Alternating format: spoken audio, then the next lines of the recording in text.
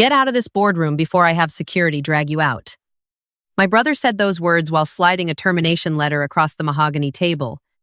30 seconds before that, he had announced to 16 shareholders that I was being removed as CFO, the position I had built from scratch, because I was emotionally unstable and a liability to the company.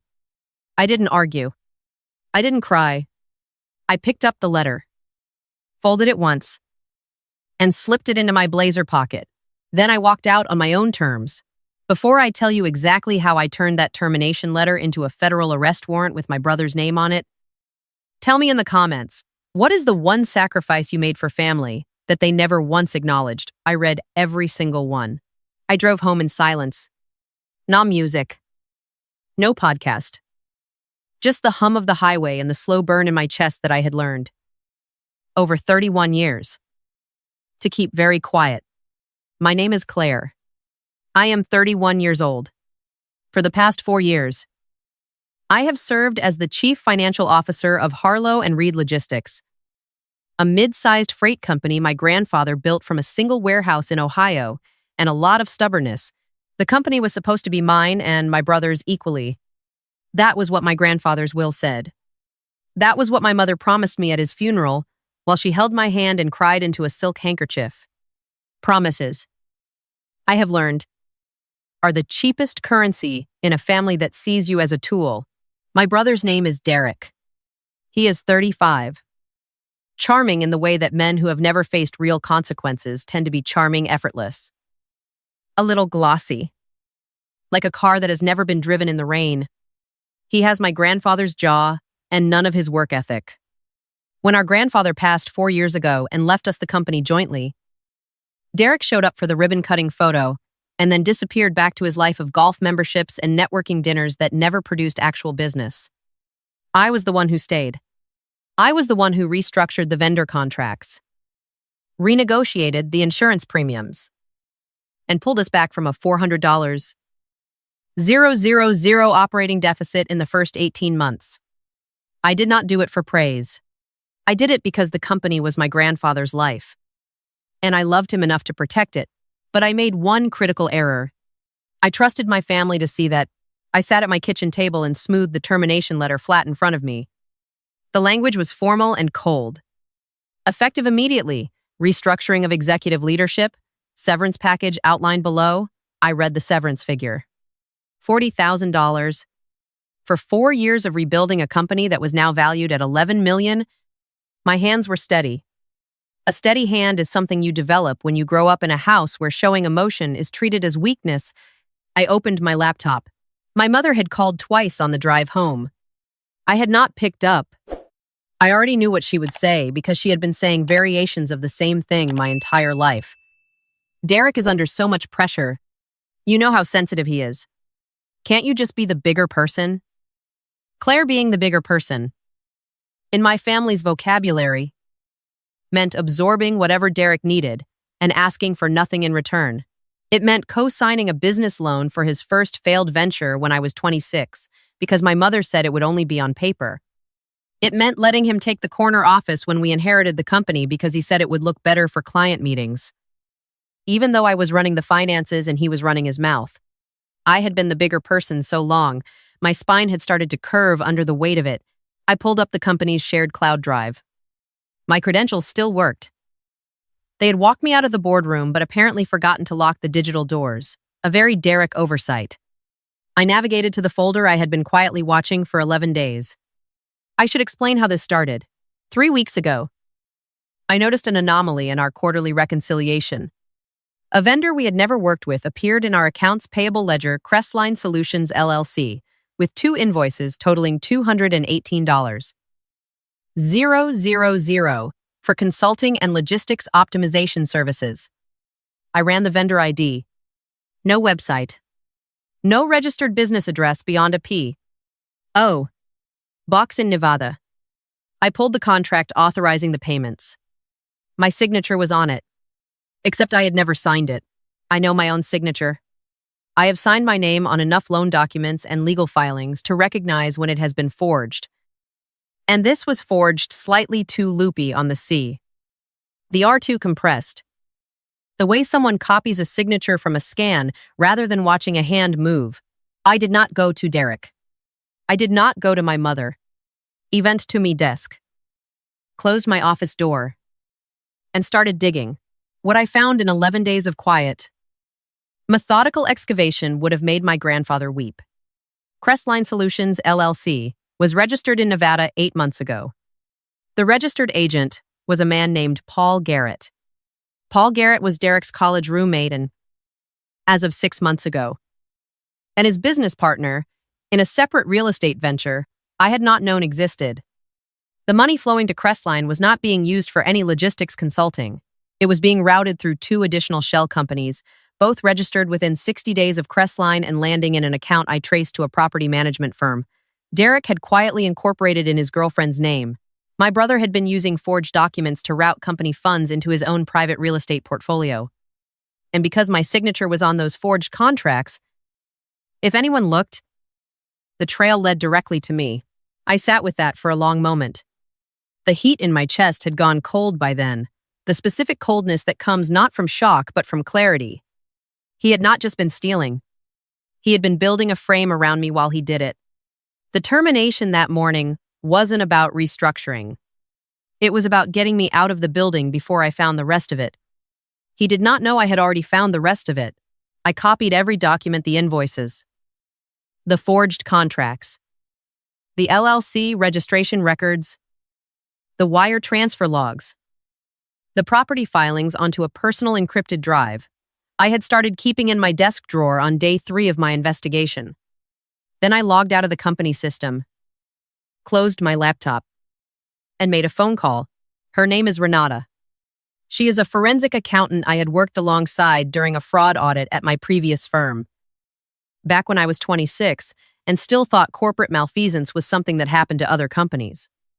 She picked up on the second ring, and I could hear the sound of a keyboard going quiet. Claire. It's late. I know. I need your eyes on something. And I need them fast. And I need to contact white-collar crimes. Federal level. Not local. Not state. Federal. There was a pause. Renata has a talent for reading the weight behind words. How much are we talking about conservatively? 218,000 confirmed. Possibly north of 400,000 when I finished tracing the second shell. Another pause. Then send me everything. I will make a call in the morning. I hit send. No hesitation. No nausea. No second guessing. 4 years of watching a company grow. While one person quietly looted, it tends to eliminate hesitation. I went to bed at 10 inches the morning and slept better than I had in 3 weeks. My mother called again at 7:42 a.m. I answered this time because I needed to know what narrative they were circulating. Claire. Sweetheart. Her voice had the particular texture of a woman managing a situation. I heard about yesterday, and I just want you to know that this was a business decision. Not personal. Derek explained everything to the board. The company needs a different direction. He forged my signature. Mom. Silence. Not surprised silence. Managing silence.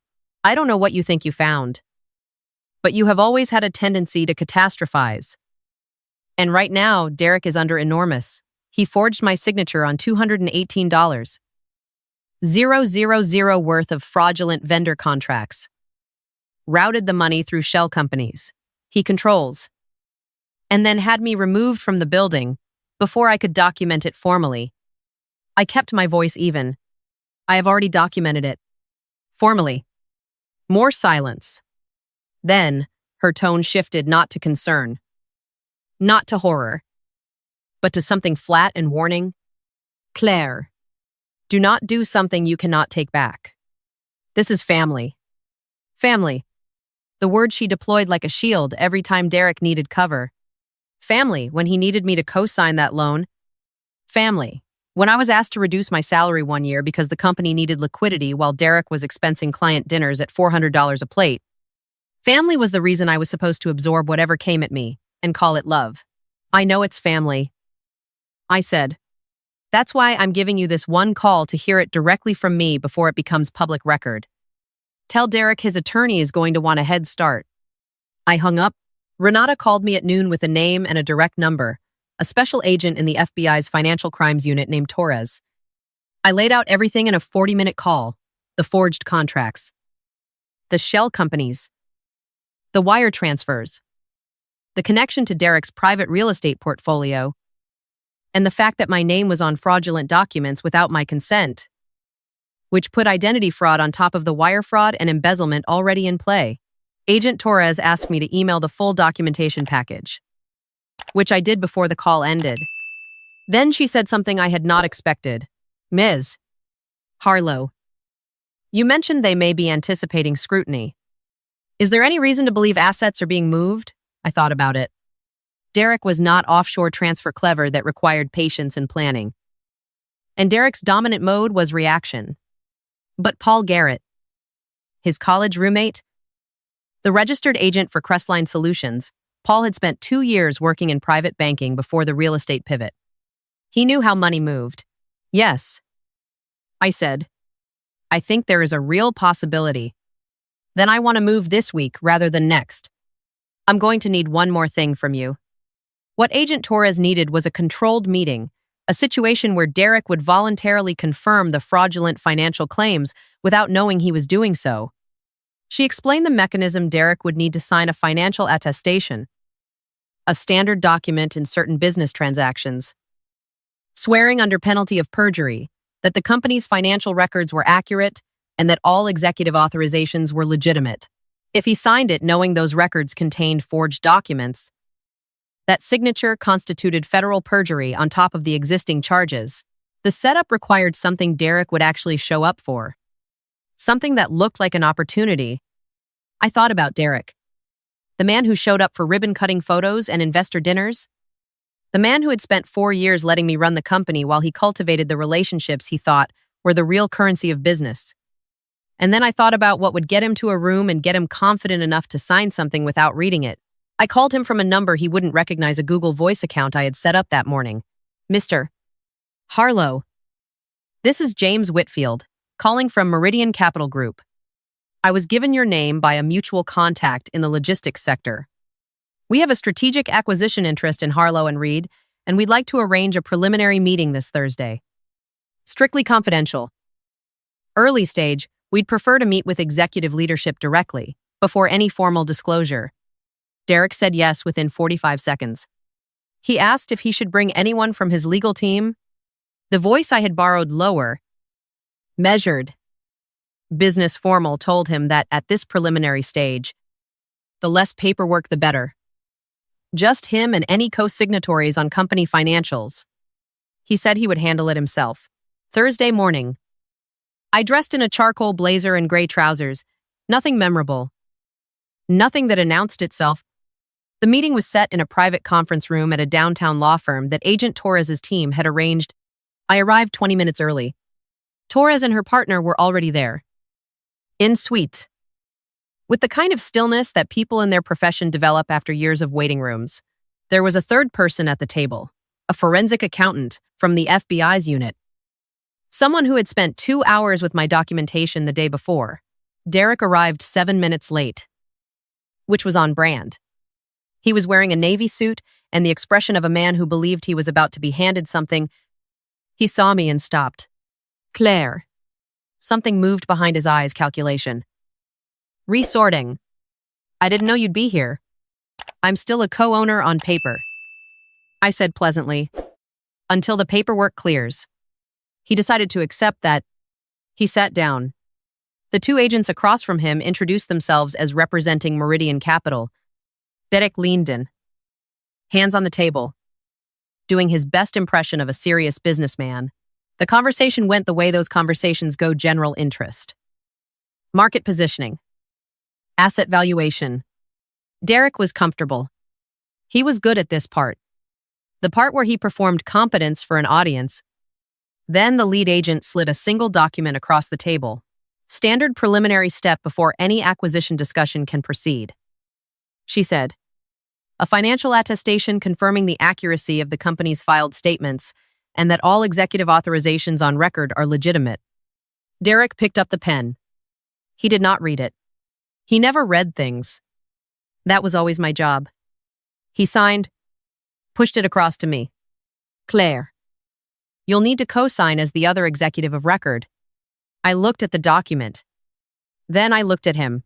I can't sign that. Derek. He frowned. What I can attest that the executive authorizations on record are legitimate, because several of them have my forged signature on them. The room changed. Derek's face went through 3 expressions in about 2 seconds. Confusion. Understanding. And then something I had never seen on him before. Fear. Real fear. Not the performative stress he deployed when he needed sympathy. The lead agent set down her folder and opened it. Mr. Harlow, I'm Special Agent Torres, FBI Financial Crimes Unit. You've just attested, under penalty of perjury, to the accuracy of financial records. Our forensic team has already flagged for wire fraud, embezzlement, and identity theft. She turned the attestation form so the DOJ header was visible. That signature just became evidence. Derek looked at me. His mouth opened. Claire. Listen, this is a misunderstanding. I can explain the Crestline arrangement. It was always meant to be a temporary Mr. Harlow. Torres's partner had moved to the door. I need you to remain seated. Derek stood anyway. There are people who, when cornered, become very still, and people who bolt. Derek was a bolter. He made it 2 steps. The door opened and 2 more agents entered from the hallway. I watched him sit back down. Watched the exact moment the performance stopped the charm. The easy confidence.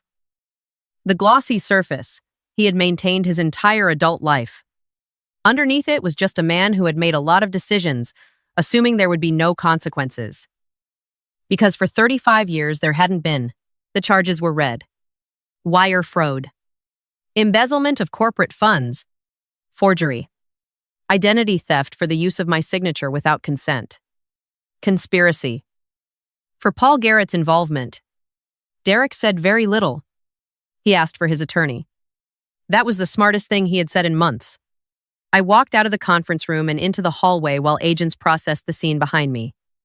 My phone buzzed 3 times. My mother. I let it ring. She was waiting in the lobby. I don't know how she knew Derek must have texted her before the meeting. Still believing this was a negotiation he could maneuver through. She was standing by the elevator bank in a beige coat. And when she saw my face, she knew. What did you do? It wasn't a question. What I should have done 11 days ago. I said, he is your brother. Her voice cracked. He is your family. You have destroyed him over money. He forged my name on a federal document and used it to steal from a company my grandfather built. I stopped walking. I turned to face her fully. And you knew something was wrong. You knew when I called you yesterday morning, and you told me not to catastrophize. She looked at me, and for a moment I saw it, not quite guilt, but the recognition of it, the awareness that she had. Again, chosen Derek's comfort over my reality. And that this time, the bill had come due in a federal building with agents and handcuffs and a paper trail that did not care whose feelings got hurt. The board will be notified today, I said. The company's accounts are frozen pending investigation. My attorney is filing to have the fraudulent contracts voided and my role reinstated pending the outcome. The severance check Derek issued can be returned. I won't be needing it. She reached for me. Claire, I stepped back. Not dramatically. Just out of reach. I'm not doing this anymore. Mom. Not the part where I absorb whatever he needs and then apologize for the inconvenience. Not the part where you tell me to be the bigger person while he takes what's mine. I'm done being the family's shock absorber. I walked to the elevator. Pressed the button. The doors opened and I stepped in. She was still standing in the lobby when they closed. Outside, the city was doing what cities do indifferent. Continuous. Full of its own noise. I stood on the sidewalk for a moment and just breathed. the kind of breath you take when something that has been pressing on your chest for years finally lifts. Derek's arrest would move through the system the way these things do, slowly, bureaucratically, with attorneys and continuances and plea discussions. Paul Garrett was picked up by agents the same afternoon. The board convened an emergency session 48 hours later and voted to restore my position pending the fraud investigation's outcome, which, given the documentation, was not expected to be a long investigation. The company that my grandfather built is still standing. The numbers are still honest. The vendor contracts are being audited line by line by a firm I selected, and every dollar that can be traced is being traced. My brother is out on bail with an ankle monitor and an attorney who, from what I understand, is counseling him to cooperate. My mother has sent 4 text messages. I have read all of them. I have responded to none. Not because I want to punish her, but because I have realized something that took me 31 years to understand. Being available to people who only reach for you when they need something from you is not love. It is a subscription service. And I have finally canceled mine. Renata took me to dinner last week. We ordered good wine and talked about everything except forensic accounting for 2 hours. And at one point she looked at me across the table and said, "You don't look like someone who just went through what you went through." I thought about that. I think I went through it a long time ago. I said, "This week I just stopped pretending I hadn't." My grandfather used to say that a good set of books doesn't lie. You put in what happened and it tells you exactly where you stand. I am 31 years old. And for the first time in my adult life, the books are balanced. Not because everything is fine, but because everything is finally accurate. If you have ever been the one who kept the family together while the family kept taking from you, type balanced in the comments. And if this story made you feel seen, share it with someone who needs to hear that walking away isn't giving up. Sometimes it's the only honest accounting left.